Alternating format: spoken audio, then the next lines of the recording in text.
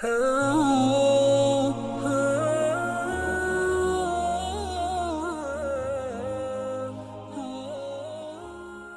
طرح کی عظیم آفات اللہ تعالیٰ کی قوت و طاقت اور انسان کی بے بسی اور لاچاری کا اظہار ہوتی ہیں۔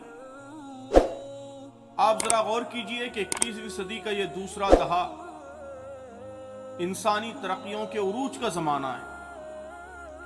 انسانی زندگی اور انسانی تمدن کا حسن و جمال اور سحر انگیزی اور کرشمہ سازی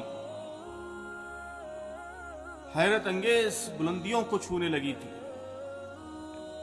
جو آسائشیں اور سہولتیں آج کے ایک عام انسان کو میسر ہیں، وہ گزشتہ زمانوں کے طاقتور ترین، مالدار ترین بادشاہوں کو بھی میسر نہیں تھی۔ سائنسی انکشافات اور تمدنی اختراعات، سویلائزیشنل انوویشنز نے ایسی فیسلٹیز، ایسی سہولتیں پیدا کر دی ہیں جن کا شاید خواب دیکھنا بھی پچھلے زمانوں میں ممکن نہیں تھا۔ ان تحقیقات پر جدید انسان کو بہت غرور تھا۔ لوگ اسے فطرت پر انسان کی فتح سمجھتے تھے۔ علم و فن کے اس غرور نے وہ نفسیات پیدا کی جس نے مذہب اور خدا سے انسان کو غافل کر دیا۔ 21ویں صدی کے فرد کے لیے بھی اور قوموں کے لیے بھی، انسانی گروہوں کے لیے بھی، مادی ترقی ہی ان کی آخری منزل، الٹیمیٹ ڈیسٹینیشن بن گئی۔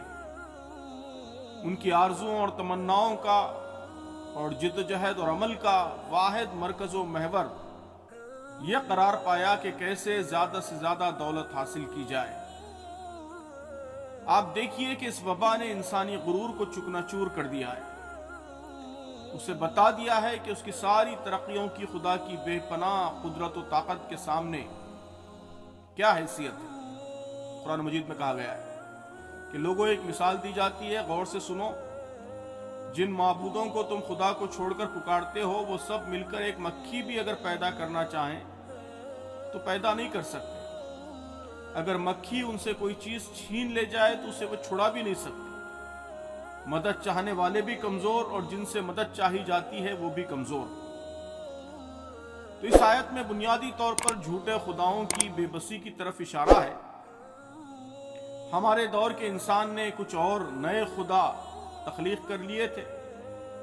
اپنے علم و فن اور اپنی تمدنی طاقت کو لاشعوری طور پر خدا سمجھنے کی غلطی کی تھی۔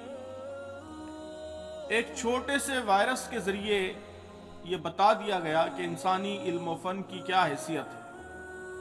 اللہ کا حکم ہو تو اس کی مخلوقات میں سے ایک ادنا ترین مخلوق، ایک نظر نہ آنے والا وائرس، طاقتور ترین ممالک کو بے بس کر کے رکھ سکتا ہے۔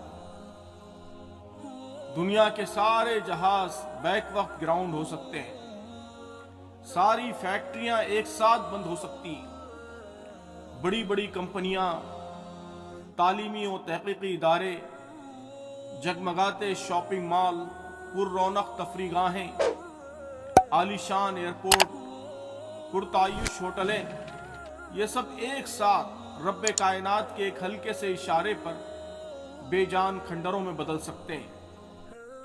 نوکروں کی فوج خدا کے حکم سے اچانک ہمارے کنٹرول سے باہر ہو سکتی ہے۔